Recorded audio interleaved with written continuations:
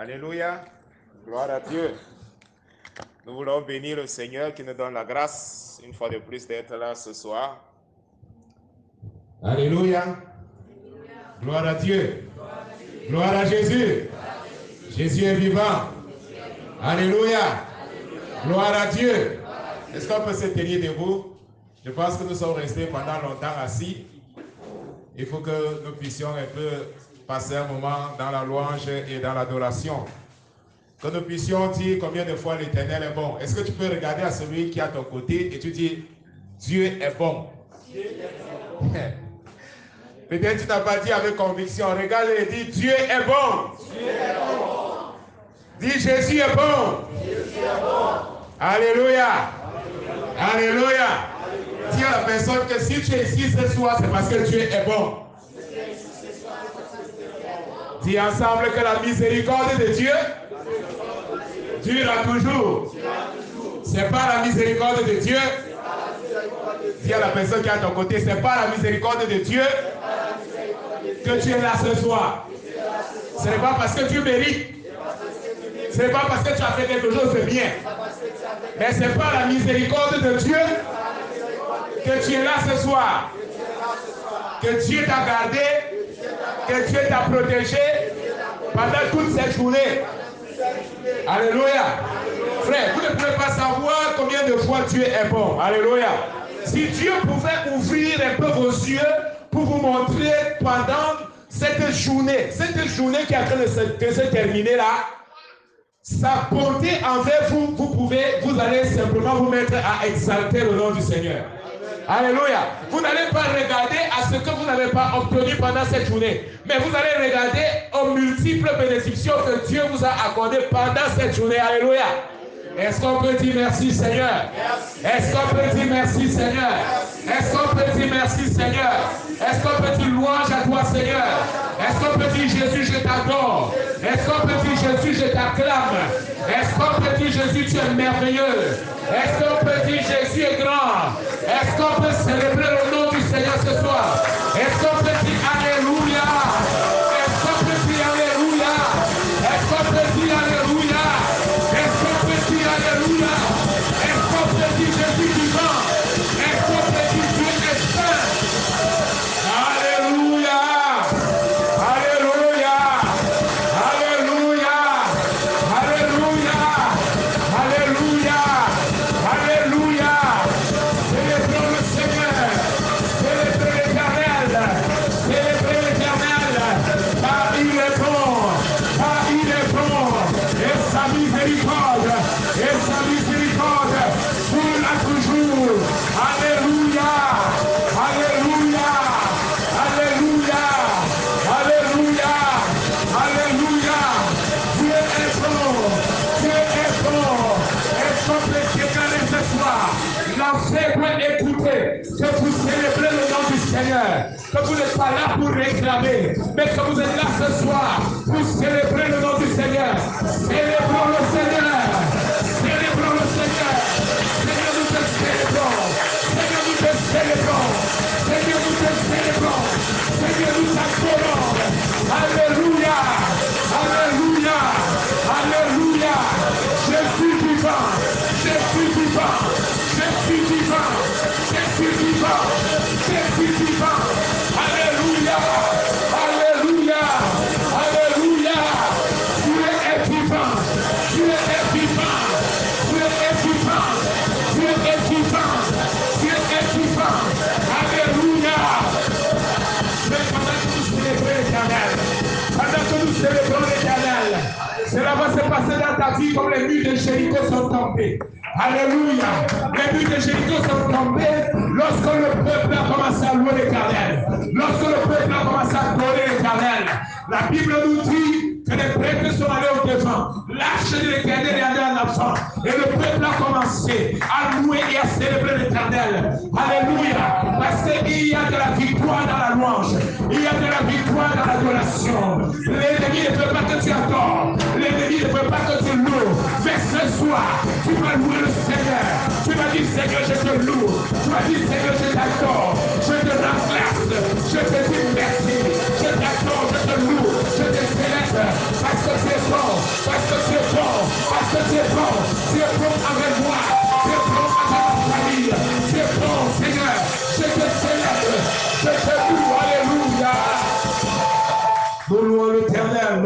sur le Seigneur. Alléluia. Vous tous, peuplez l'événement et l'événement de l'Éternel. Et célébrez que tous ceux qui respirent louent le nom du Seigneur. Que tous ceux qui respirent louent le nom du Seigneur. Nous entrons dans les parvis de l'Éternel avec des cantiques de louange. Nous entrons dans les parvis de l'Éternel avec des actions de grâce. Nous entrons dans les parvis de l'Éternel en reconnaissance à bonté, en reconnaissance à grandeur, en reconnaissance à puissance. Oh, loué soit l'Éternel. Les murs de Jéricho tombent. Les murs de Jéricho tombent. Les murs de Jéricho tombent. Les murs de Jéricho tombent. Les murs de Jéricho tombent. Les murs tombent maintenant. Au nom de Jésus-Christ. Lorsque nous célébrons l'Éternel, les murs tombent. Lorsque tu célèbres l'Éternel ce soir, les murs de Jéricho dans ta vie. Les murs de Jéricho dans ta vie. Les murs de Jéricho dans ta vie. Tombent maintenant. Au nom de Jésus. Au nom de Jésus. Au nom de Jésus. Au nom de Jésus. Nous brisons ces murs. Nous brisons ces murs. Nous brisons ces murs. Comme les murs sont tombés. Dans le peuple d'Israël. Les murs tombent maintenant. Au nom de Jésus-Christ. Au nom de Jésus-Christ. Alléluia. Alléluia. Alléluia. Alléluia. Dieu bon Seigneur. Tu es fidèle et nous te louons. Et nous t'exaltons. Est-ce qu'on peut dire Alléluia?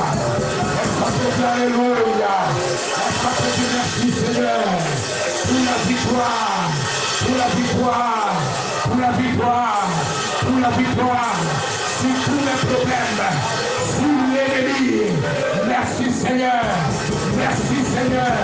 Louange à toi Jésus. Louange à toi Jésus. Alléluia. Gloire à Jésus. Alléluia. Gloire à Dieu. Gloire à Jésus. Alléluia. Il n'y a rien qui dépasse la louange. Alléluia.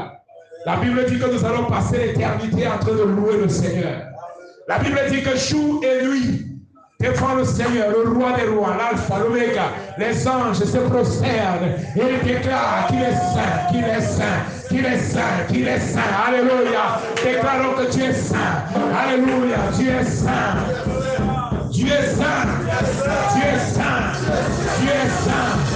Nous allons dire ensemble saint, saint, saint et l'Éternel des armées. Un, deux, trois. Saint, saint, saint et l'Éternel des armées. Une fois de plus.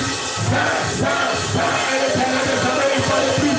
Saint, saint, saint et l'Éternel des armées. Une fois de plus. Saint, saint, saint et l'Éternel des armées. Une fois de plus. Saint, saint, saint et l'Éternel des armées. La dernière fois, nous allons crier avec toutes nos forces. Une, deux, trois. Saint, saint, saint et l'Éternel des armées. Alléluia. Alléluia. Alléluia. Gloire à Jésus. Alléluia. Nous allons nous asseoir. Alléluia. Nous allons nous asseoir, mais nous n'allons pas arrêter de donner gloire à Dieu.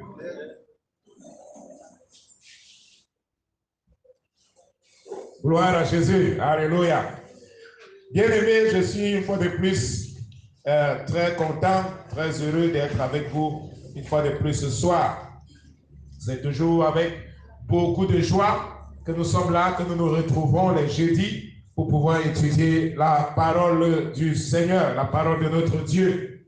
Et ce soir, lorsque j'étais en train de méditer, ma prière c'était Seigneur, viens nous illuminer. Seigneur, viens nous accorder la grâce de pouvoir comprendre ce que tu as préparé pour chacun de nous dans nos cœurs. Et lorsque je suis arrivé ici, mon désir de prière, c'était Seigneur, tu sais, ce n'est pas moi que ton Église est venue écouter ce soir, mais l'Église est rassemblée pour pouvoir écouter ta voix, pour pouvoir écouter ton esprit, nous parler, nous diriger, nous conduire et nous amener davantage à comprendre les grandes révélations que tu as pour nos vies. Et j'ai cette conviction que Dieu a préparé quelque chose de spécial pour nous, non pas à cause de ce que j'ai écrit, mais plus à cause de la liberté de son esprit dans cet endroit. Alléluia. Parce que la Bible nous dit que Dieu siège au milieu de la louange et de l'adoration. Donc Dieu est déjà au milieu de nous, le Seigneur est au milieu de nous, et son esprit a la totale liberté de pouvoir nous diriger pendant ce moment que nous allons passer ici. Bien-aimés, depuis un certain temps, nous méditons. Notre thème cette année, c'est celui-là. Notre thème cette année, c'est celui-là. C'est sur la croissance spirituelle, sur la croissance matérielle, sur la croissance dans tous les domaines de notre vie. Pour ceux qui ont besoin encore de grandir, également c'est une année où vous allez grandir. Pour ceux qui peuvent encore grandir. Nous avons déjà atteint l'âge adulte, nous ne grandissons plus. Mais ceux qui mangent encore, ils peuvent encore grandir. Donc cette année, mon désir, c'est également que ceux qui sont encore petits puissent grandir. Je vois Rebecca, ça fait quelques temps, elle était petite comme ça, maintenant, là voilà qui est déjà grande comme ça. Donc, cette année, elle va plus grandir. Donc, nous sommes en train de parler de la croissance spirituelle, de la croissance dans tous les domaines de la vie. Et ça fait un certain nombre de jeudis que nous abordons un thème qui est lié à l'humilité. Et nous avons lu déjà beaucoup de passages qui nous montrent que, en réalité, il n'y a pas de croissance spirituelle sans humilité. Et nous avons vu en réalité ce qui s'est passé dans l'exemple du Seigneur Jésus-Christ, qui de manière claire la Bible nous présente. Et ce soir, nous allons encore rentrer dans ce passage de Philippiens le chapitre 2 et nous allons encore étudier en détail. Donc, nous avons vu que le chemin de la croissance passe par l'humilité. Le chemin de la croissance passe par l'humilité. Donc, si nous sommes dans une année de croissance et si nous voulons grandir spirituellement, alors nous avons besoin de nous humilier davantage. Parce que le chemin de grandir, ce n'est pas l'exaltation, mais c'est l'humiliation. C'est l'humiliation. Alléluia. Gloire à Dieu. Donc, beaucoup de gens disent, pasteur, je veux grandir. Pasteur, j'ai besoin de croître spirituellement. J'ai besoin de croître en statut, j'ai besoin de croître en connaissance. Mais pour grandir, il faut diminuer. La Bible nous présente l'exemple d'un homme appelé Jean-Baptiste. Lorsque Jean-Baptiste est venu, la Bible nous dit qu'il prêchait au désert. Ses amis étaient, je ne sais pas moi, des choses désertiques qui vivaient là-bas. Ils mangeaient des sauterelles, ils mangeaient le miel sauvage. Mais la Bible nous dit, lorsque le Seigneur Jésus est arrivé, le Seigneur Jésus donne le témoignage de Jean-Baptiste.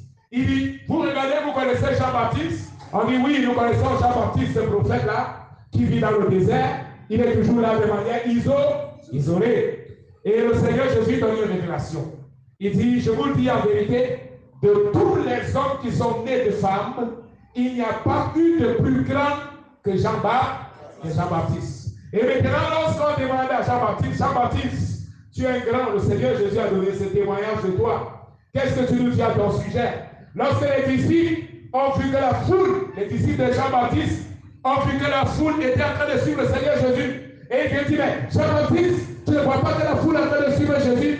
Il dit, vous-même, vous m'êtes témoin que je vous ai dit que ce n'est pas moi qui suis le mais il convient qu'il est grand et que moi je diminue. Alléluia. Donc, le Seigneur Jésus nous révèle que le plus grand homme qui est né de femme, qu'est-ce qui habitait son cœur?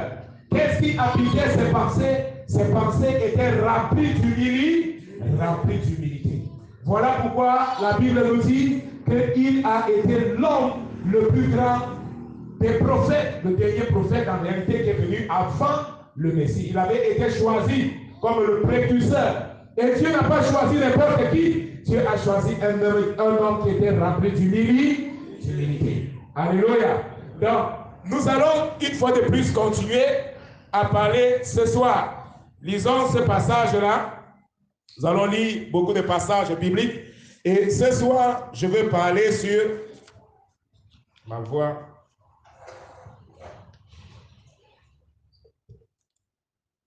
L'humilité qui conduit à l'obéissance. C'est ce que nous avons vu la dernière fois. Nous avons parlé de la relation entre l'humilité qui conduit à la croissance. Voyons l'humilité qui conduit à l'obéissance. L'humilité, notre thème donc de ce soir, l'humilité qui conduit à l'obéissance. L'humilité qui conduit à l'obéissance. Donc, nous avons vu que la dernière fois, que la caractéristique d'un chrétien, de quelqu'un qui réellement est né de nouveau, c'est qu'il va davantage s'humilier. Je vais faire un petit rappel dont nous avons déjà vu Luc le chapitre 14, Luc le chapitre 14, le verset 11. Luc le chapitre 14, le verset 11. Alléluia. Allons-y rapidement, nous allons lire beaucoup de passages bibliques. Luc le chapitre 14, le verset 11. Luc 14, verset 11. Je veux des bons lecteurs de la Bible et qui seront prêts, parce que nous avons beaucoup de versets que nous allons lire ce soir. Luc 14, 11.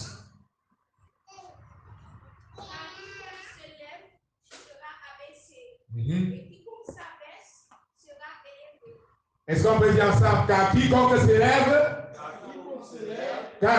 s'élève, sera rabaissé. Alléluia. Et quiconque s'abaisse sera élevé. Regardez, la Bible nous présente le contraire. Donc la dernière fois, nous avons dit que s'humilier ou s'abaisser, c'est une action humaine. Vous n'allez jamais demander, pasteur, humilie-moi. Pasteur, aide-moi à m'humilier. Non. L'humilité est quelque chose d'individuel. Amen. Donc la Bible dit quiconque s'élève ou alors quiconque s'abaisse sera élevé ou quiconque qui s'élève sera rabaissé. Ça veut dire qu'il y a une action de l'homme qui va entraîner une action de Dieu. Amen. Donc il y a une action de l'homme. L'homme pose une action. Quelle est l'action de l'homme? L'action de l'homme, c'est de s'humilier. Et l'action de Dieu, c'est d'élever. Alléluia. De la même manière, l'homme, maintenant qui est rebelle, peut décider de ne pas s'humilier. Il va plutôt chercher à s'exalter. Et qu'est-ce que Dieu va faire? Dieu va rabaisser. Alléluia. Combien de personnes veulent être élevées? Élevées par Dieu. Alléluia. Combien de personnes veulent être élevées par Dieu? Alléluia. Alors, rabaissez-vous. Alléluia. Le chemin de l'élévation, c'est la descente. Alléluia. Le chemin de l'élévation, c'est la descente. C'est lorsque tu vas te rabaisser davantage que tu vas être élevé aux yeux de Dieu. Maintenant, les hommes peuvent chercher à t'élever. Il y a l'élévation de l'homme. Il y a l'élévation de la foule. Il y a l'élévation de la grandeur. Les gens peuvent chercher à t'élever, mais devant Dieu, il va te rabaisser. Alléluia. La dernière fois, nous avons vu que c'est quelque chose de terrible. La Bible nous dit que Dieu, nous avons parlé de cela la dernière fois, que Dieu, il accorde sa grâce. Alléluia. Le résumé de la dernière fois. Dieu accorde la grâce pour pouvoir s'humilier. La grâce de Dieu nous conduit à nous humilier. Et lorsque nous nous humilions, la Bible nous dit que Dieu nous accorde plus de grâce. Alléluia. Dieu nous donne davantage la grâce.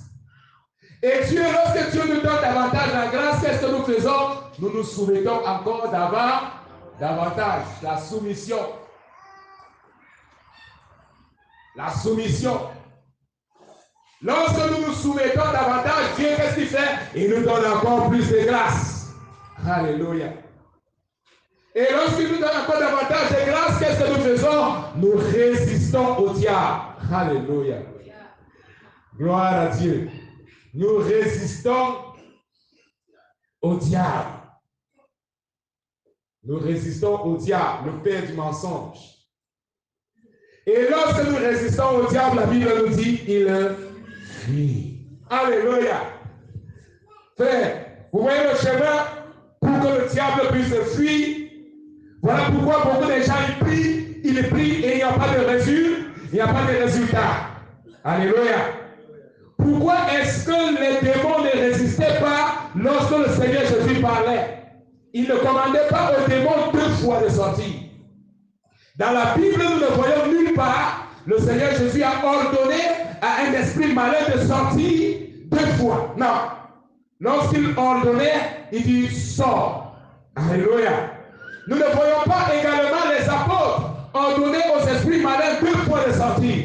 Lorsqu'il commandait, alors il sort, il sortait. Quel était donc, nous allons dire, quel était ce qui amenait les esprits malins à se soumettre à Jésus? La Bible nous dit dans Matthieu le chapitre 11, le verset 28. Venez à moi, vous tous qui êtes fatigués et je vous donnerai du repos. Apprenez de moi ou alors prenez mes instructions parce que je suis doux et humble de cœur. La caractéristique de notre Seigneur, la caractéristique du Seigneur Jésus, c'est qu'il était un homme humble. L'humilité. L'humilité, c'est ce qui caractérisait la vie de Christ. Alléluia. Donc, Dieu nous accorde la grâce. Pour faire quoi? Pour nous humilier. Et lorsque tu t'humilies, Dieu te donne encore plus de grâce. Il additionne la grâce. Il additionne la grâce. Et quand tu reçois la grâce, tu dis Seigneur, merci pour cette grâce que tu m'as donnée. Je vais encore m'humilier. Tu descends encore davantage. Écoutez, celui qui est en train de s'humilier, lorsqu'il reçoit plus de grâce, il ne s'exalte pas, mais il se soumet d'abord. Ah, frère, si tu es en train de dire que Seigneur, je vois que Dieu me donne plus de grâce. Alléluia. Pose-toi la question, est-ce que je suis davantage soumis? Parce que la conséquence que tu es en train de recevoir, plus de grâce de Dieu, c'est que tu vas davantage descendre.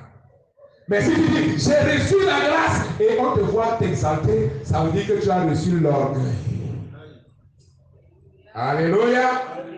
Parce que la grâce de Dieu va t'amener à descendre. Quand Dieu va te donner plus de grâce, tu vas descendre. Alléluia. Chaque fois. Et plus tu descends, plus Dieu additionne la grâce. Frère, le chemin de l'autorité passe par l'humilité.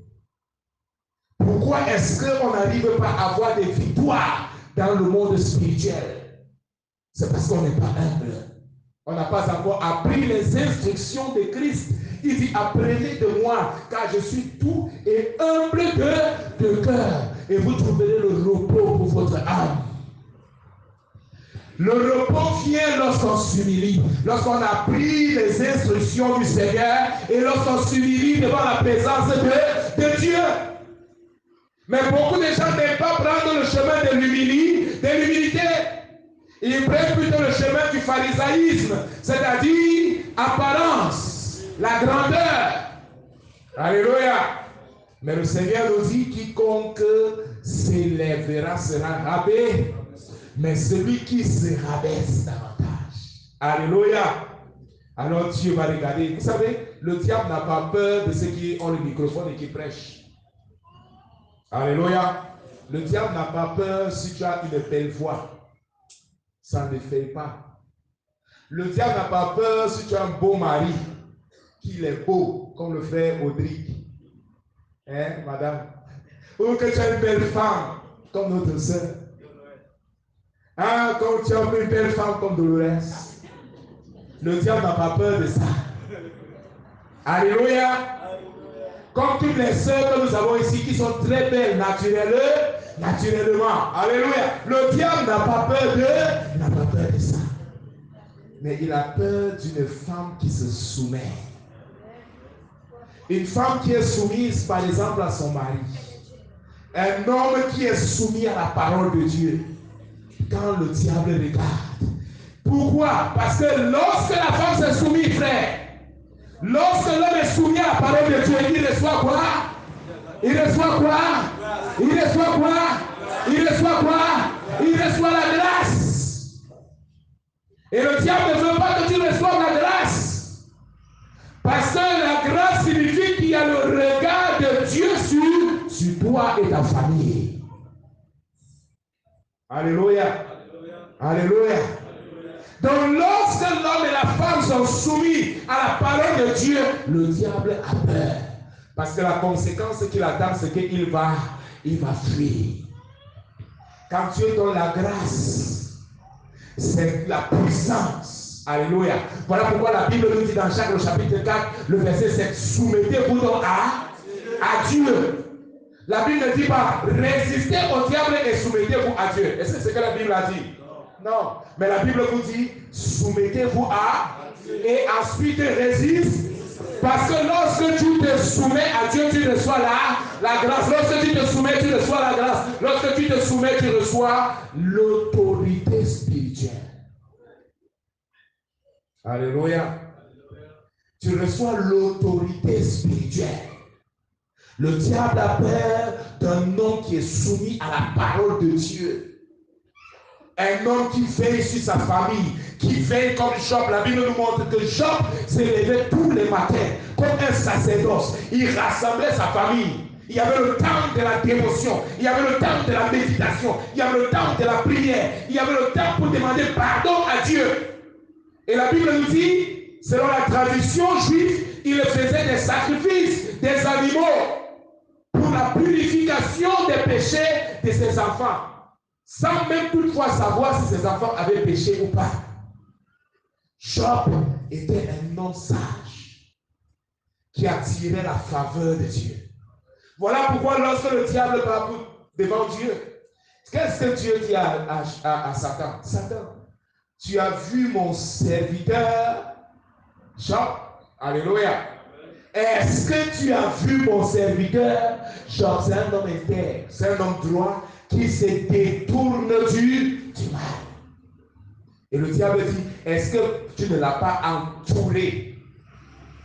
Alléluia. Est-ce que tu ne l'as pas protégé?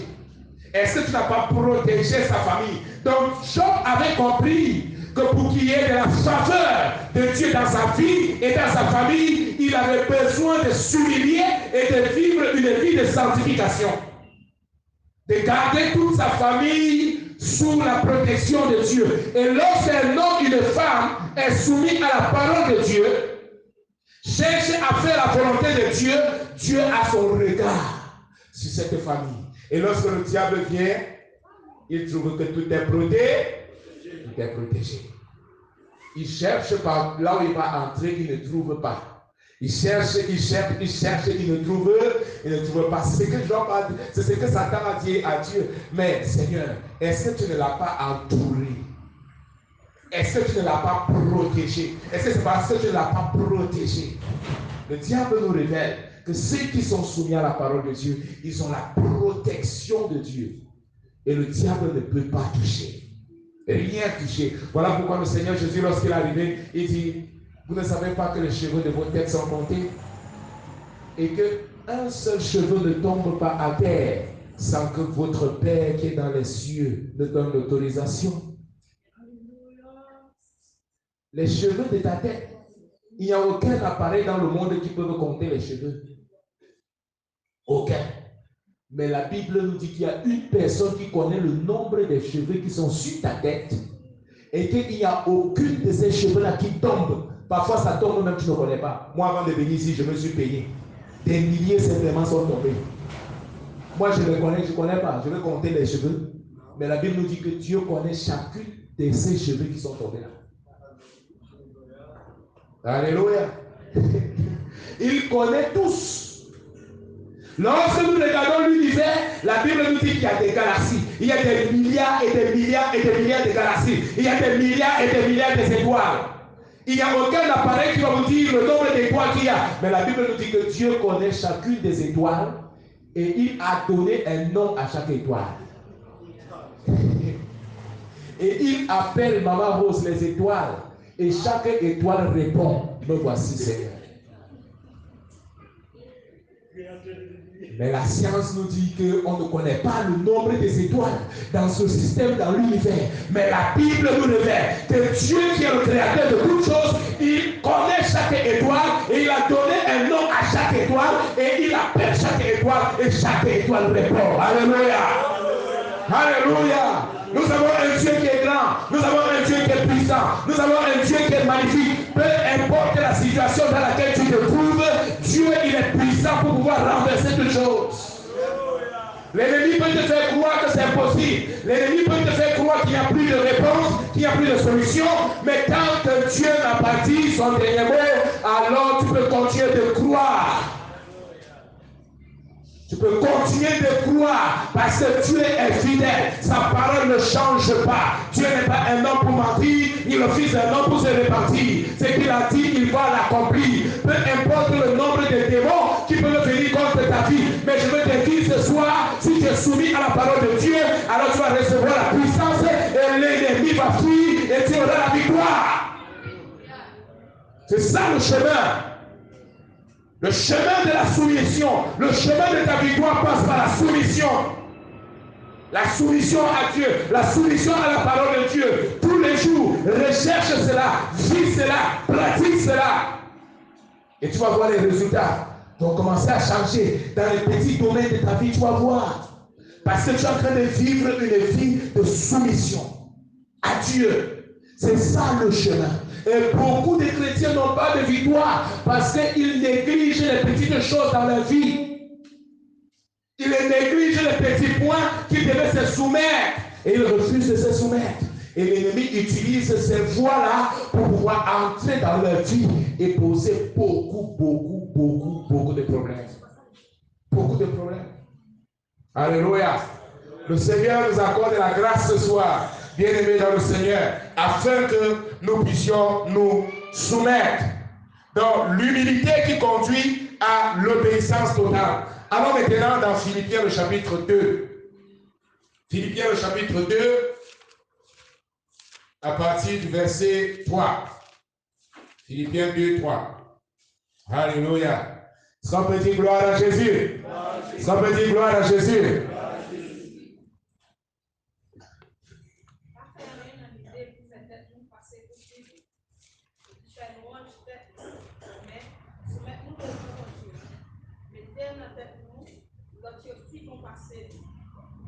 Personne chercher intérêt par assez. C'est pour chercher ça qui vont pour tout l'autre autour. C'est pour nous unir pour l'autre, même sentiment de dans Jésus-Christ. Ok, arrête un peu là. Frère, la Bible nous dit dans Philippiens, le chapitre 2, le verset 3, ne faites rien par esprit de parti, mais que, ou de vaine gloire, mais que l'humilité vous fasse regarder les autres comme étant supérieurs à vous. Et nous allons, bien aimer, le passage de Philippiens nous parle de la vie du Seigneur Jésus. Qui était Jésus? Le Fils de Dieu.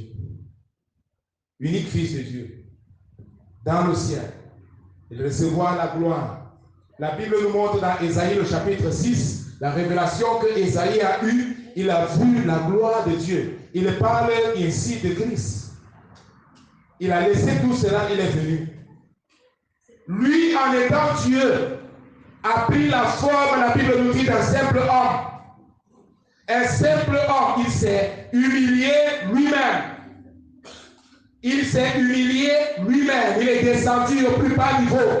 Dieu est devenu homme. Dieu a pris la forme humaine. La Bible nous dit que l'humilité vous fasse regarder les autres comme supérieurs à vous-même.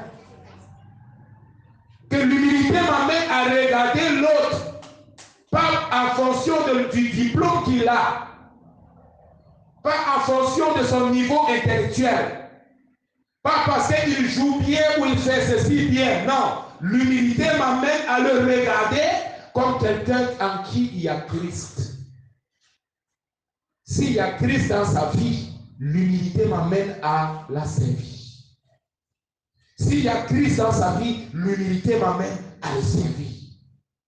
Que l'humilité nous amène à regarder les autres comme supérieurs à nous-mêmes. Regardez ce que nous allons voir les caractéristiques de l'humilité. L'humilité ne fait rien pour elle-même, mais elle recherche quel est l'intérêt de la communauté. Qu'est-ce qui va apporter de bénéfices à l'Église? Voyez-vous, lorsqu'il n'y a pas le sentiment d'humilité dans le cœur de quelqu'un, ou dans le cœur d'un chrétien quelque part, l'esprit qui va l'animer, ça serait un esprit de division. C'est ce que la Bible nous dit. Esprit de parti. Esprit de division. Ah, ça c'est ma barre. Ça c'est mon microphone. Ça c'est mon beat. Ça c'est mon note. Ça c'est ma guitare. Ça c'est mon piano. Ça c'est ma batterie. Ça c'est ma. L'humilité t'amène à changer complètement. À regarder l'intérêt des autres. À regarder l'intérêt de la communauté. À partager avec les autres. L'humilité te conduit à cela. Mais lorsque des personnes, des chrétiens des personnes ne sont pas animées par ces sentiments, alors ce qui prévaut, c'est leur propre volonté. Ils veulent que toute l'église se rassemble pour pouvoir les aider, mais ils ne veulent rien apporter à l'église. Ah, priez pour moi. Frère, aidez-moi. Frère, je suis dans le besoin. Frère, aidez-moi. Et toujours, tout le temps, c'est moi. Et jamais rien pour les autres. Mais le Seigneur nous dit que l'humilité vous fasse considérer les autres comme vous-même, comme plus grands que vous-même. Le Seigneur nous a montré l'exemple. Il est allé et il a lavé les pieds de ses disciples. Laver les pieds, c'était un travail qui était réservé aux esclaves. Mais la Bible nous dit qu'il a pris la serviette, il s'est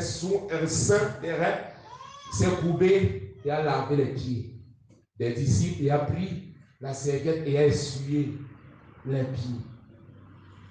Dieu qui s'est fait homme. Alléluia. Que l'humilité vous fait regarder les autres comme en étant supérieurs à vous, à vous-même. Alléluia. Gloire à Dieu. Donc que chacun de vous, au lieu de considérer ses propres intérêts, le verset 4, considère aussi ceux des autres. Ayez en vous maintenant les sentiments qui étaient en Jésus-Christ, lesquels, existant en forme de Dieu, n'a point regardé comme une proie à arracher d'être égal avec Dieu. Mais il s'est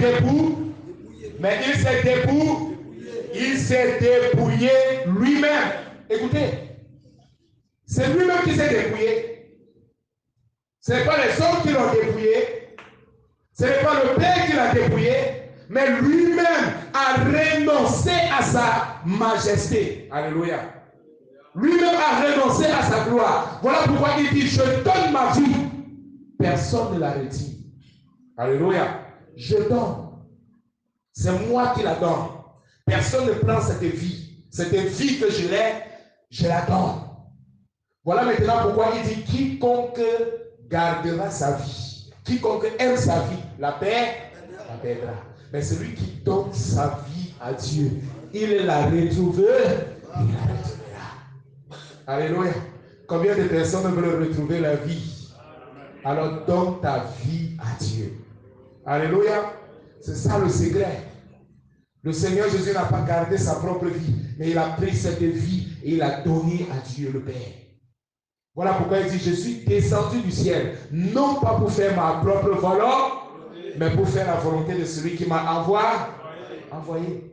Le Seigneur n'est pas venu accomplir sa propre volonté. Voilà pourquoi, si quelqu'un n'a pas un cœur humble, il va chercher à faire sa propre volonté. Mais s'il descend davantage, il va chercher à savoir quelle est la volonté de Dieu. Il s'est dépouillé lui-même, prenant la forme d'un serviteur, en devenant semblable aux hommes et ayant paru comme un simple homme. Frère, Dieu a paru comme un simple homme. Quelqu'un avec qui tu peux manger, quelqu'un avec qui tu peux saluer, que tu peux te promener, quelqu'un avec qui il lave tes pieds.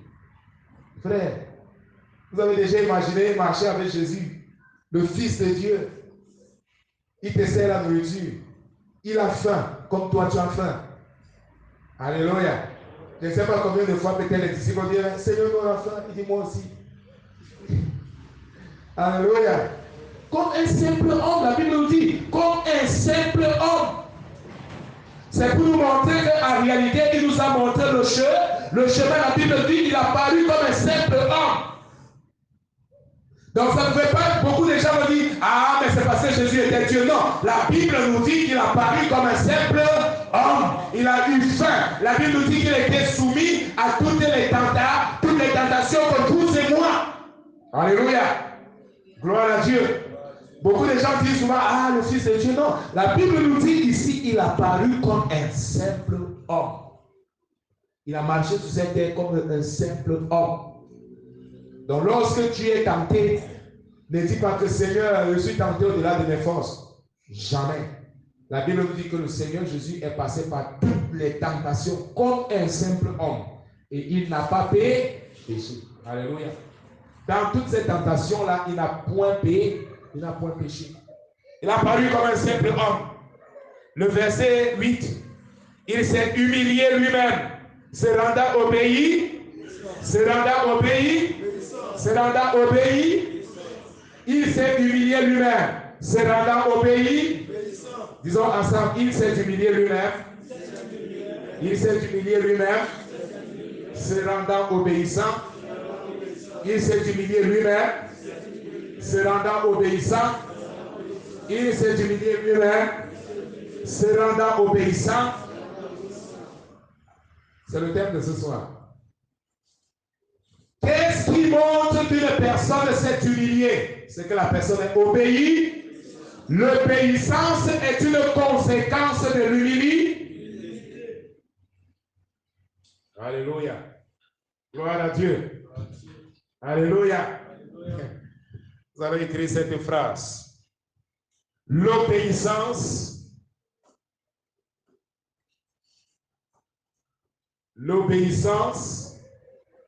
est la conséquence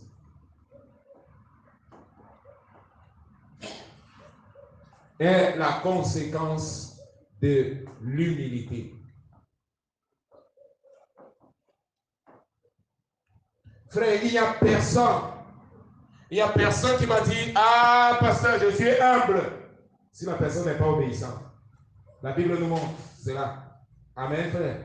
La Bible nous montre. Il s'est humilié, lui, se rendant au pays. Il s'est humilié, lui, se rendant au pays, obéissant. Il n'y a pas d'humilité sans obéissance. Alléluia. Pour que je puisse dire, pasteur, je suis sur le chemin de l'humilité, alors mon obéissance doit augmenter. Il n'y a pas d'humilité sans obéissance. Disons ensemble, il n'y a pas d'humilité sans obéissance. Il n'y a pas d'humilité sans obéissance. Alléluia. Ce qui montre que tu es humble, ou alors que tu es sur le chemin de l'humilité, c'est parce que tu es davantage obéissant. Donc, par contre, la désobéissance, exactement, la désobéissance est justement ça, la conséquence ou le résultat de l'orgueil. De l'orgueil. Ou insoumission à Dieu.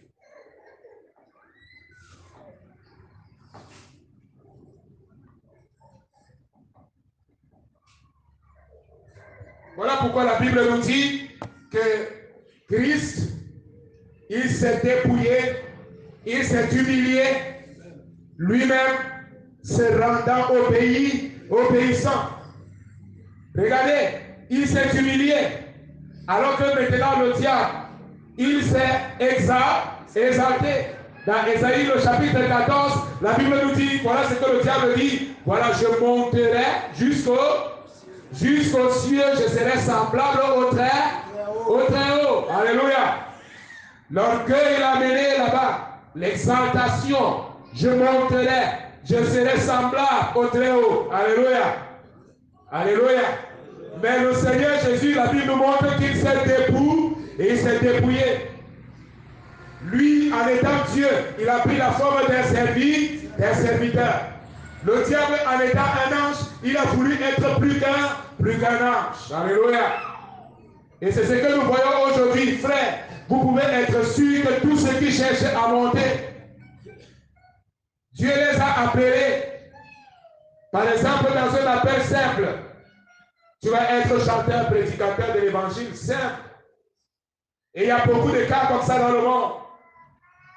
Et Dieu les utilise dans une petite congrégation. Maintenant, on leur fait des propositions où ils vont maintenant s'exalter. Où on dit que, ah, tu vois l'endroit où tu es. Quelle est la récolte que tu as? Quelle est l'offrande que tu gagnes? Ton salaire est encore petit. C'est quelqu'un qui avait un cœur simple. Quand il priait, il y avait la manifestation, les gens étaient guéris. Maintenant, l'ennemi arrive et dit, ah, je peux te donner quelque chose de plus grand. Tu vas devenir grand.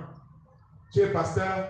Non, ce n'est pas simplement suffisant. Pasteur, il faut que tu sois un archivêque des archivêques, ou un apôtre des apôtres, ou un apôtre des nations, ou conférenciste, ou quoi d'autre encore. Je peux faire cela. Alléluia. C'est le même chemin que le diable a utilisé. Et vous pouvez être sûr que tous ceux qui prennent le chemin de l'exaltation, leur chute n'est pas loin. Alléluia. Parce que la Bible nous dit quiconque s'élève sera rabaissé. Mais celui qui se rabaisse davantage sera élevé. Donc le diable, qu'est-ce qu'il fait avec les enfants de Dieu? Voilà pourquoi je vous disais, frère, la dernière fois, que ce soit ceux qui sont mariés, que ce soit ceux qui ne sont pas mariés, s'il sait que ta force, enfant de Dieu, né de nouveau, tu ne peux pas tomber dans la tentation de l'adultère ou la tentation de la fornication ou autre tentation. Il va chercher à faire quelque chose qui va produire le même résultat. La seule chose qu'il peut faire, c'est l'exaltation. Que tu puisses t'exalter, que tu puisses chercher à apparaître, que tu puisses chercher à avoir l'apparence. Il dit, exalte-toi davantage, parce que la Bible nous dit, Dieu résiste aux orgueilleux. Imaginez-vous comment est-ce que quelqu'un qui est résisté par Dieu va parvenir à chasser le diable, à chasser les esprits mauvais. C'est impossible. Il conduit généralement beaucoup de chrétiens sur le chemin de l'auto-exaltation. Je veux grandir davantage, je veux apparaître davantage, je veux qu'on m'appelle plus simplement, je ne sais pas moi, diacre. Je veux maintenant appeler, je ne sais pas moi, avec un autre titre. Et ainsi de suite. Les gens cherchent davantage à s'exalter au lieu de descendre davantage. Quand le Seigneur vient, on dit maître. On l'appelait rabbi. Maître, rabbi. Lui, un enseignant. Lui, le créateur de tout l'univers. Alléluia. Mais il dit à ses disciples, si quelqu'un veut être le plus grand, lisons Matthieu. Matthieu le chapitre 18, le verset 4. Matthieu le chapitre 18, le verset 4. Alléluia. Gloire à Dieu. Matthieu le chapitre 18, le verset 4. C'est peut-être ça, qui va soumettre tête devant mon Dieu, qui va tourner tant pour Timoun ça. C'est lui qui va appliquer Genève dans le pays de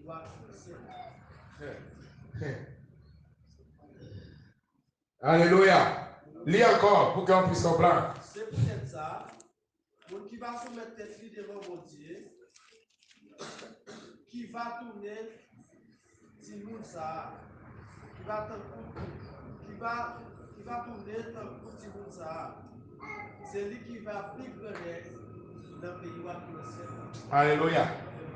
En français, c'est pourquoi quiconque se rendra humble. Alléluia. Alléluia. Quiconque se rendra. Regardez, la Bible ne nous dit pas que c'est quelqu'un qui va te rendre. Non. Quiconque se rendra. C'est toi qui dois te rendre. C'est moi qui dois me rendre. Quiconque se rendra. Comme un petit enfant. Un petit mot. Qui ne sait même pas parler. Quand le Seigneur prend cette image, c'est pour nous dire la simplicité de cœur qui caractérise déjà les enfants. Simple. Un enfant croit tout ce que ses parents lui disent. Si son père sort à la maison, son père lui dit, je veux revenir avec un vélo. Il croit, il ne doute pas. Même si son père n'a pas de travail, il ne va pas douter. Il va croire que son père va rentrer le soir avec le vélo. Et vous allez voir, pour montrer sa sincérité, si son père rentre sans le vélo, il va faire quoi? Il va pleurer. Ça veut dire qu'il était sincère. Il croyait que son père allait venir avec le vélo. Il est simple de cœur. Alléluia. Mais imaginez-vous, nous avons un père que lui, il possède tout. Alléluia. Il possède tout, il n'est pas dans le manque. Le parent, par exemple, il ne va pas peut-être donner le vélo à l'enfant parce qu'il n'a pas. Amen. Mais Dieu, il a toutes choses. Toutes choses qu'il a créées, tout cela lui appartient. Donc voilà pourquoi Dieu veut que nous ayons la même attitude comme un enfant. Croire en Dieu, croire en sa promesse. Simplement, Dieu a dit, je crois. Comme un enfant. J'accepte cela comme une révélation pour moi, pour ma vie. J'accepte cela. Alléluia. Je reçois cela. Je dis merci Seigneur. Et je commence à vivre cela. Mais pour que cela soit une réalité, il faut que mon cœur soit rempli d'humilité. Rempli d'humilité. Obéir n'est pas toujours quelque chose de facile. Amen. Alléluia. Est-ce que tu peux dire à celui qui est à ton côté, obéir n'est pas une chose facile? Obéir n'est pas une chose facile. Ce n'est jamais facile, frère. Dieu n'a jamais dit que c'était facile. Vous pensez que ça a été facile pour Dieu de se séparer pour peu de temps avec son fils? Non. L'obéissance, la Bible nous dit qu'il s'est dépouillé lui-même, le Christ. Il s'est rendu obéissant, il s'est humilié, il s'est rendu obéissant. Se rendant obéissant jusqu'à la mort, et la mort même de la croix. L'obéissance n'est pas quelque chose qui est facile. L'obéissance produit le sacrifice. Et l'obéissance est la clé du salut. Alléluia. Par la désobéissance d'Adam, le péché est entré dans le monde. Mais par l'obéissance de Christ, le salut est entré également dans le monde. Regardez. La désobéissance a apporté la malédiction. Alors que l'obéissance a apporté la bénédiction. Ça veut dire que toutes les fois qu'il y a désobéissance, il y a malédiction. Et toutes les fois qu'il y a obéissance, il y a bénédiction. Alléluia. Est-ce que vous comprenez ce que je suis en train de dire, frère? Il n'y a personne qui va obéir sans recevoir une bénédiction. Alléluia. Ce n'est pas moi qui dis. Dans Deutéronome, allons voir ce que la Bible nous dit. Entrons maintenant dans l'Ancien Testament. Et vous allez voir cette vérité, que dans toute l'histoire, il n'y a pas quelqu'un qui a obéi à Dieu et que la personne n'a pas été bénie. Personne. Dans toute la Bible, il n'y a aucun homme, aucune femme qui a obéi à Dieu et que la personne n'a pas reçu sa bénédiction. Tu veux recevoir ta bénédiction, alors obéis à Dieu. Voyons Deutéronome. Vous allez voir. Genèse, Exode, Lévitique, Nombre, Deutéronome. Quand vous lisez à partir du verset, le chapitre 28 qui est bien connu. Alléluia. Gloire à Dieu. Bon, vous commencez déjà par le chapitre 1. Il dit, si tu obéis, vous avez la Bible ouverte, oui ou non? 28, verset 1. Si tu obéis à la voix de l'Éternel ton Dieu en observant et en mettant en pratique tous ses commandements que je te prescris aujourd'hui, l'Éternel ton Dieu te donne, il te donne, mais il te donnera pourquoi? Si tu obéis, il te donne, si tu obéis, il te donne. Alléluia. L'obéissance entraîne la bénédiction. Si tu obéis, il te donnera. Et maintenant, quand vous arrivez au verset 15, mais si tu n'obéis pas, c'est-à-dire si tu désobéis à la voix de l'Éternel, et si tu n'observes pas et mets en pratique dans les commandements de tout l'Éternel, que je te prescris aujourd'hui, voici toutes les malédictions qui viendront sur la désobéissance entraîne la maladie.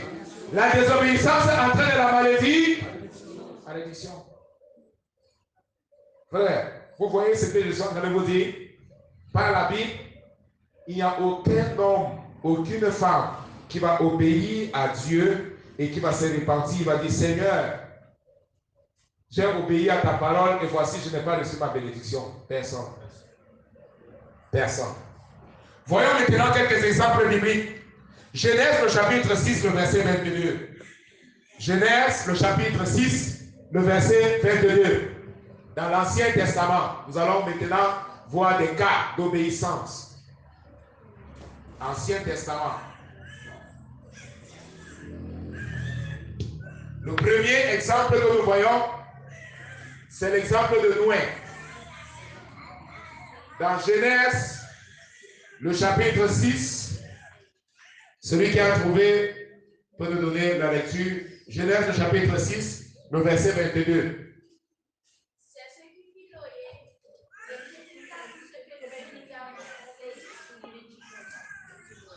Vous êtes en train de dire. Genèse, le chapitre 6, le verset 22. Oui. C'est ça, tu peux lire. C'est ce que fit Noé. Il exécuta tout ce que Dieu lui avait ordonné. Relis encore. C'est ce que fit Noé. Il exécuta tout ce que Dieu lui avait ordonné.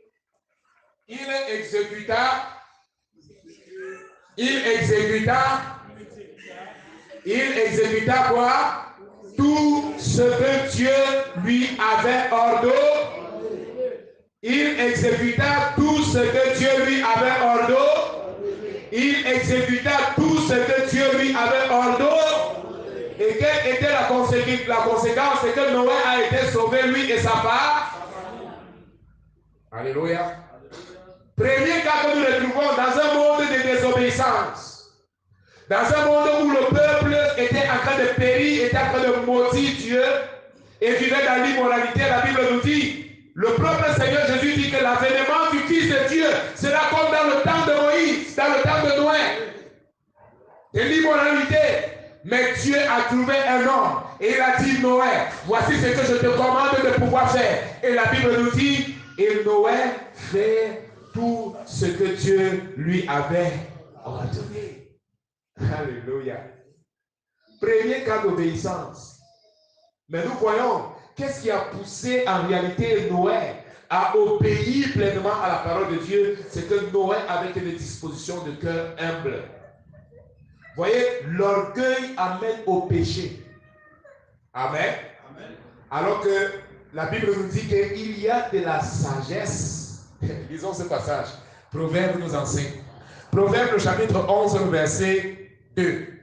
Proverbe, le chapitre 11, le verset 2. Vous allez comprendre ce qu'ils sont de dire. Proverbe, le chapitre 11, le verset 2. Alléluia. Allons-y. Je veux les lecteurs rapides de la Bible. Nous avons beaucoup de passages à lire.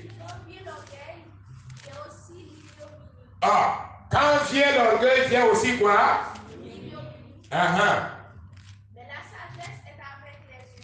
Mais la sagesse est avec eux. Quand vient l'orgueil, vient aussi l'ignominie, vient aussi le péché. Mais la sagesse est avec qui? Les hommes. Donc, au temps de Noé, l'orgueil a poussé les hommes à se saquer, à vivre dans une vie de péché et à rejeter Dieu. Mais Noé a été sage. La Bible nous dit que la sagesse vient avec l'humilité. La sagesse est attachée aux humbles. Frère, combien de personnes veulent être sages? Alléluia. Alléluia. La Bible dit que si tu veux être sage, tu dois demander à Dieu. Et vous savez quelle est la réponse de Dieu? Est-ce que vous savez quelle est la réponse de Dieu? Quand tu viens. Quand tu viens, oui, tu peux venir. Je vais prendre un exemple. Tu as peur, n'aie pas peur. Regarde, je sais pas pourquoi il a peur. La Bible nous dit, dans Jacques, si tu as besoin de la sagesse, il faut demander à. Alléluia. Gloire à Dieu. Combien de personnes veulent être sages? Combien de personnes veulent être sages? Gloire à Dieu. Gloire à Jésus. Maintenant, dans Proverbe nous donne la réponse. Proverbe nous dit que la sagesse est avec les humbles. La sagesse est attachée à ceux qui sont humbles. Donc quand tu dis Seigneur, je veux plus de sagesse, il dit humilie-toi. Parce que la sagesse vient avec l'humilité. Vous avez compris? Vous associez Jacques et vous associez Proverbe et vous avez la réponse. Beaucoup de gens veulent être sages. Seigneur, je vais être sage, je vais être sage. Donne-moi la sagesse, donne-moi la sagesse. Dieu dit, la sagesse est attachée à ceux qui sont humbles. Si tu t'humilies, la sagesse va rester avec toi. Elle ne va pas partir. La sagesse va s'attacher à toi. Alléluia. La sagesse va s'accrocher à toi. Alléluia. Tu vas marcher avec la sagesse. Tu vas t'asseoir avec la sagesse. Alléluia. Tu vas dormir avec la sagesse. Alléluia. Pour prendre des décisions, la sagesse sera avec toi parce que la sagesse est attachée avec toi. Et pourquoi la sagesse est avec toi? Parce que tu es humble. Mais lorsque tu vas commencer à t'enorgueillir, la sagesse va partir. Alléluia. La sagesse va s'éloigner. La sagesse vient avec ceux qui sont humbles. Alléluia. Alléluia. Combien de personnes veulent être sages? Combien de personnes veulent être sages? Vous avez la réponse ce soir. L'humilité qui va te conduire, bien entendu, avec l'obéissance. Le deuxième cas, voyons rapidement Abraham, Hébreux le chapitre 11, le verset 8. Le deuxième cas, Abraham, le père de la foi. Hébreux 11, 8. Hébreux le chapitre 11, le verset 8. Alléluia. Allons-y, Hébreux le chapitre 11, le verset 8. Gloire à Dieu.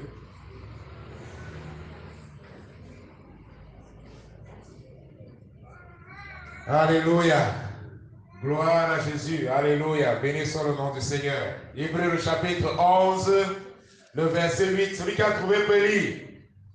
C'est par la foi qu'Abraham, lors de sa vocation, obéit et comprit que Dieu devienne Seigneur contre la chose et qu'il partit sans savoir où il allait. C'est pas la foi qu'il a fait comment? C'est par la foi qu'Abraham, alors de sa vocation, obéit.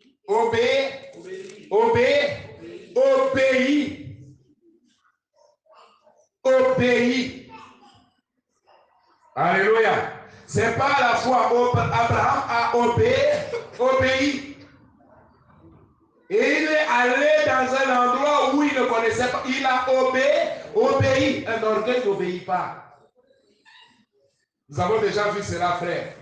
Un orgueil n'obéit pas. La désobéissance est attachée à l'orgueil, alors que l'humilité est attachée à l'obéissance. Nous voyons cela dans le cas de l'homme de Lucifer et la chute, et dans le cas du Seigneur Jésus. La Bible dit qu'il s'est humilié, se rendant obéissant. Le diable, il s'est exalté, c'est-à-dire s'est orgueilli, s'est rendu désobéissant. Toutes les fois où vous allez voir l'obéissance à côté, regardez à côté, vous allez voir l'humilité. Parce que l'orgueilleux n'obéit pas. Alléluia. Quand vous regardez quelqu'un qui est obéissant, c'est d'abord parce qu'il est passé par le processus de la soumission. Il n'y a personne qui va obéir si cette personne, premièrement, n'a pas un cœur qui est soumis entièrement à Dieu. Abraham est devenu le père de la foi parce qu'il était un homme humble. Et son humilité l'a conduit à l'obéissance. Alléluia. Voyons un autre cas, un autre exemple. Le cas de Moïse. Lisons Lévitique, le chapitre 19, le verset 5. Et nous allons lire Nombre, le chapitre 12, le verset 3. Moïse. Alléluia.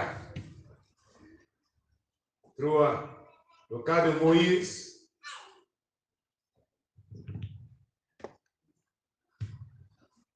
Lévitique 19:5.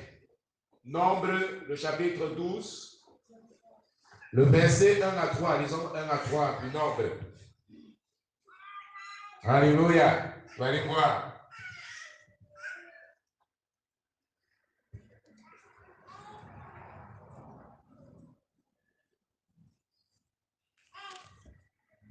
Lisons. Deux personnes donc. Tu es dans Nombre. Ok, Nombre 12. Ok.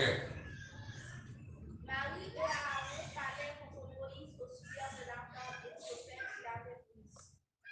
Car il avait pris une femme éthiopienne. Il dit, est-ce qu'elle s'appelle à Moïse qu'il l'Éternel parle? N'est-ce pas aussi par nous qu'il parle? Et l'Éternel leur dit, or, Moïse était un homme fort patient, il faut qu'on la parle de la terre. Dans cette histoire, vous connaissez très bien Moïse. Dieu l'appelle pour pouvoir conduire le peuple hors du territoire d'Égypte. Et dans cette situation, Marie et Aaron, ses frères, écoutez très bien. C'est comme ça que quelqu'un disait, vous savez, on a souvent un handicap. Le Seigneur Jésus a dit, un prophète n'est jamais bien accueilli dans sa propre famille. Pourquoi? C'est difficile, par exemple, qu'un frère qui est devenu pasteur évangélise les gens de sa maison. Parce qu'on connaît sa vie. Est-ce que vous comprenez? C'est quelqu'un avec qui on mangeait tous les jours. Alléluia. On partait voler les arachides du voisin ensemble. Alléluia. On partait voler les mangues ensemble. On partait voler les goyaves ensemble. On jouait souvent au ballon ensemble. Mais maintenant, il faut évangéliser. Vous comprenez? Parce que les gens ne voient pas la transformation qui se passe dans la vie de quelqu'un. Ils ne voient pas, ils ne savent pas que si quelqu'un est en Christ, il est une nouvelle créature. Le week-end passé, le samedi et le dimanche, je n'étais pas ici parce qu'on était dans un voyage missionnaire. Nous sommes allés visiter un pasteur dans une campagne d'évangélisation qu'il a organisée. Et il dit qu'un jour, il était justement en route et la police l'a attrapé parce qu'il est en train de faire un déplacement, mais il a bien fait. Sauf que la police dit, arrête-toi, présente-toi. Il avait oublié ses papiers. Il lui dit, quel est ton nom? Il lui donne son nom et il met ça dans le système. Vous savez que les noms sont enregistrés dans le système brésilien. On regarde dans le système brésilien et on voit que quelques années auparavant, il était en cellule et il avait un problème. Et après, il regarde et dit, ce problème ici que je vois, je ne sais pas moi, ça fait 15 ans, ça fait 20 ans. Tu dois expliquer tout. Tu as fait ceci, tu étais criminel, ceci. Il le regarde et dit, ça c'est mon ancien moi. Ce n'est plus moi aujourd'hui. Regarde que depuis ce temps-là, qui marque ma conversion, regarde si il y a un crime là-bas. Il n'y a plus rien. Vous savez pourquoi? Parce que lorsque quelqu'un a rencontré le Seigneur Jésus, sa vie a changé. Avec maintenant le cas de Moïse, également, ça n'a pas été facile avec Aaron et Myriam qui étaient ses frères. Ils ont grandi pratiquement ensemble, bien que Moïse a grandi dans le palais. Mais la Bible nous montre que c'est Myriam ou Marie qui était allée, qui a fait ce petit panier-là et qui allait voir la fille de Pharaon et lui a dit que je connais quelqu'un que tu vas prendre cet enfant qui va nourrir et ainsi de suite. Donc Moïse a grandi, il est parti à la maison. Peut-être elle changeait souvent même les couches de Moïse. Mais tu dis, mais c'est seulement par Dieu que Moïse parle. Est-ce que Dieu ne parle pas aussi à nous? C'est difficile de pouvoir évangéliser ceux de sa propre maison parce qu'on te connaît, frère Néry. Sauf que les gens connaissent seulement les images de ton passé. Ils ne connaissent pas le Néry de maintenant. Le Néry qui a changé, qui a une vie transformée. Le Néry en qui l'Esprit de Dieu habite. Le Néry qui prêche maintenant la parole de Dieu. Les gens n'ont plus cette image. On est resté simplement dans les choses négatives. Parce que la conscience de l'homme garde plus les choses négatives que les positives. Vous voyez souvent dans le cas de divorce, Vous allez voir une femme et un mari, en fait, les deux vont divorcer. Ce n'est pas parce qu'ils ont passé toute leur vie en train d'avoir les problèmes à la maison. Ça, c'est faux. Même dans un mariage, frère, je vous dis la vérité, même dans un mariage qui dure une semaine, vous allez voir si on compte, ils ont passé au moins 6 jours en étant contents. Mais le 7e jour, parce qu'ils ont eu les problèmes, ils sont allés divorcer. Vous allez voir, ce sont des cas qui sont réels. On passe des années ensemble, on vit bien. Mais le jour qu'il y a un seul problème, on prend le problème et on oublie toutes les autres années là. C'est ce qui se passe avec les chrétiens. Une personne est née, Dieu l'a gardée, Dieu l'a protégée, elle est passée par ceci, elle est passée par cela. Mais si elle passe, elle a faim, Seigneur, tu m'as oublié. C'est pas vrai? Amen. Seigneur, tu m'as oublié. En 2 heures seulement, hein, elle oublie toutes les années que Dieu l'a gardé, que Dieu l'a nourri. Quand il était bébé, encore comme le petit Bélodès qu'elle a, il pensait simplement, non, c'est Dieu qui l'a gardé. Vous savez combien de fois les enfants sont souvent délivrés des accidents et des serpents mortels? Qui les garde? Dieu. Beaucoup ne seraient même pas vivants, vous et moi, si Dieu vous montrait les accidents qui vous a délivrés depuis que vous êtes né jusqu'à aujourd'hui. Vous allez passer le restant de votre vie à louer Dieu. Alléluia. Mais vous n'avez pas besoin de voir cela parce que la Bible vous montre que c'est vrai. Dieu te garde. Dieu te protège. C'est arrivé au cas de Myriam. C'est seulement Dieu qui te parle. Pourquoi Dieu ne nous parle pas nous aussi? Voilà. Mais ce que je veux souligner ici, la Bible nous dit que Moïse était l'homme le plus humble de la terre. Alléluia. C'est ça dans la révélation. Pourquoi Moïse a trouvé la faveur aux yeux de Dieu? La Bible nous dit, oh, Moïse était un homme humble. D'autres versions vont dire patient. D'autres versions vont dire humble. Ce qui caractérisait la vie de Moïse, c'était l'humilité. Et à cause de son humilité, regardez maintenant. Allons dans Exode. Pour terminer, on termine déjà, on va voir seulement 2 autres exemples. Genèse, Exode. Regardez la fin du livre de Genèse, de Exode. Vous allez voir ce que je suis en train de dire. 39. Exode, le chapitre 39. Regardez le verset 1, la fin du verset 1. Vous allez voir. Vous êtes à la page Exode 39. Exode 39. Regardez la fin du verset 1. Et on fit les vêtements sacrés pour Aaron, comme l'Éternel l'avait ordonné à Moïse. Comme l'Éternel avait ordonné à Moïse. Regardez la continuité, le verset 4. Et vous allez voir également à la fin, comme l'Éternel avait ordonné à Moïse. Regardez le verset 7. On mit sur les épaulettes de l'éphod le souvenir des fils d'Israël, comme l'Éternel avait ordonné à Moïse. Regardez la suite. Vous allez voir partout, comme l'Éternel avait ordonné à Moïse. Vous arrivez également au verset 21. Vous voyez, comme l'Éternel l'avait ordonné à Moïse. Vous allez voir que Moïse était un homme humble et un homme obéissant. La Bible nous dit qu'il fit tout comme l'Éternel avait ordonné.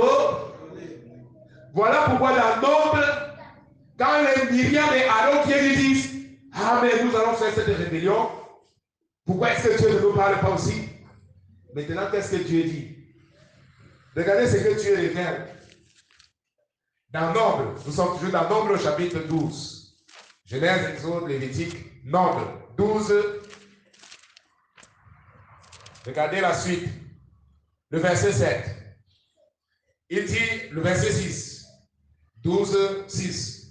Et il dit, écoutez bien mes paroles. Lorsqu'il y aura parmi vous un prophète, c'est dans une vision que moi, l'Éternel, je me révélerai à lui. C'est dans un songe que je lui parlerai. Le verset 7. Il n'en est pas ainsi de mon serviteur. Il n'en est pas ainsi de mon serviteur Moïse. Il est fidèle dans toute ma maison. Alléluia. Il est fidèle dans toute ma maison. Je lui parle bouche à bouche. Je lui parle face à face. Avec Moïse, il n'y a pas de séparation parce qu'il a quelque chose en lui. C'est un homme doux. C'est un homme humble de cœur. C'est un homme qui fait tout ce que je lui demande de faire. Comment est-ce que je ne vais pas payer un homme? Il n'y a pas de barrière entre nous. Alléluia. Il n'y a aucune barrière. Je parle à Moïse face à face. Et Dieu pouvait dire cela à Myriam. Je parle à Moïse face à face. Mais malheureusement, nous avons deux autres cas. Le cas de Saül. Vous connaissez Saül le prophète. Saül en réalité le roi. Alléluia.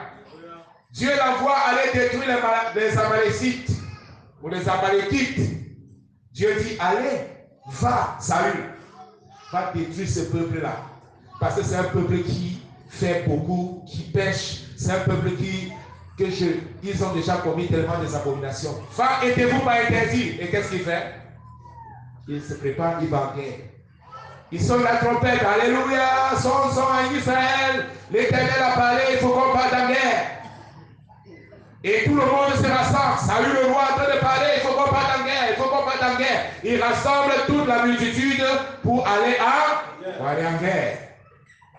Il va en guerre. Lorsqu'il arrive, il livre la bataille. Et Dieu lui donne la victoire. Mais la Bible nous dit qu'il a gardé les brebis Il a gardé les brebis en réalité. Il a dit plus tard que c'était pour sacrifier à Dieu. Est-ce qu'il a obéi complètement? Non. Beaucoup de gens peuvent même dire qu'il a obéi. Parce qu'il a sonné la trompette. Il est allé en guerre. Il a détruit le peuple. Il a brûlé la ville. Mais sauf qu'il a gardé, il a fait deux choses que Dieu lui avait demandé de ne pas faire. Il a gardé les animaux que Dieu avait demandé qu'il fallait tout tuer. Et il a gardé le roi vivant également que Dieu lui avait demandé de ne pas faire. Dieu avait dit qu'il fallait tout détruire. L'obéissance partielle n'est pas l'obéissance. Alléluia. L'obéissance partielle n'est pas l'obéissance. Si je demande à quelqu'un, va à Santa Catarina, et il part, il s'arrête à Canoas, la personne obéit, oui ou non? Alléluia. Je vous pose la question. Va à Santa Catarina, il va à Canoas, il s'arrête là-bas. La personne obéit? Non. La personne me dit, ah, mais je suis quand même quitté là où j'étais. Je suis allé quand même à Canoas. Canoas, c'est quand même sur le chemin de Santa Catarina. Est-ce qu'il est à Santa Catarina? C'est ce que Dieu regarde. Je t'ai demandé d'aller à Santa Catarina. Tu peux arriver à Paris, ça tu t'arrêtes. Tu peux arriver là-bas, tu t'arrêtes. Je te demande à Santa Catarina. Santa Catarina.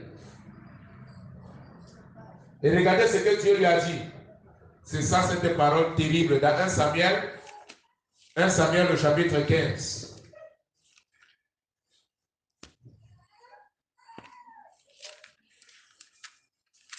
1 Samuel le chapitre 15. Ça, c'est une parole terrible.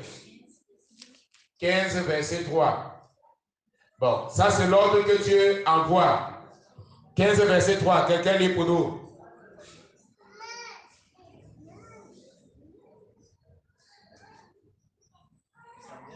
Un Samuel Le chapitre 15, le verset 3. Je vais lire pour qu'on puisse gagner en temps et terminer déjà.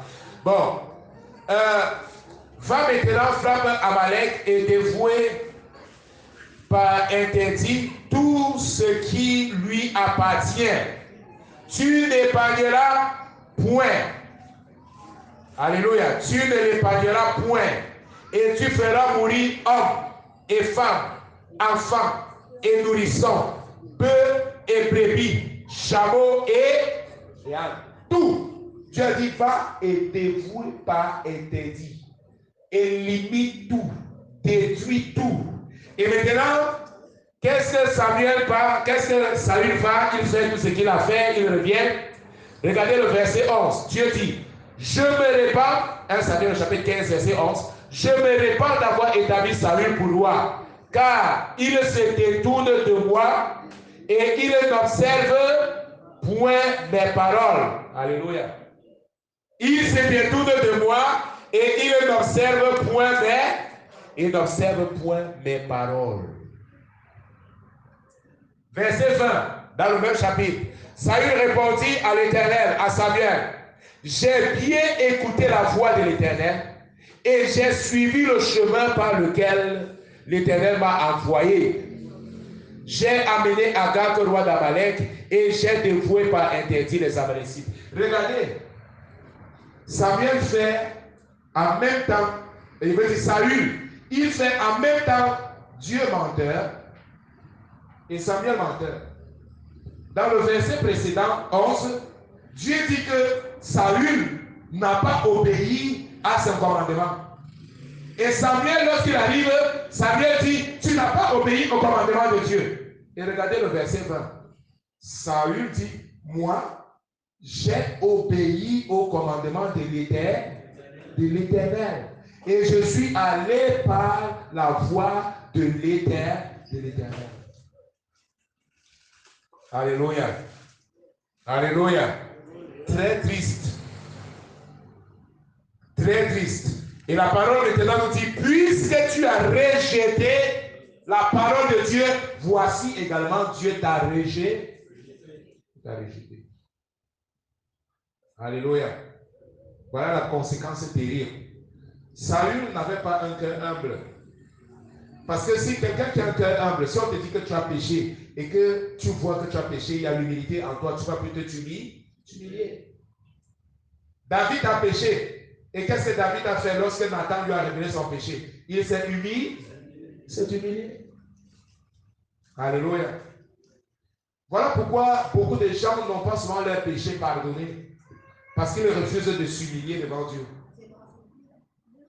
Et plus tu t'enorgueillis davantage, ton péché reste. Mais si tu descends davantage, Dieu te pardonne.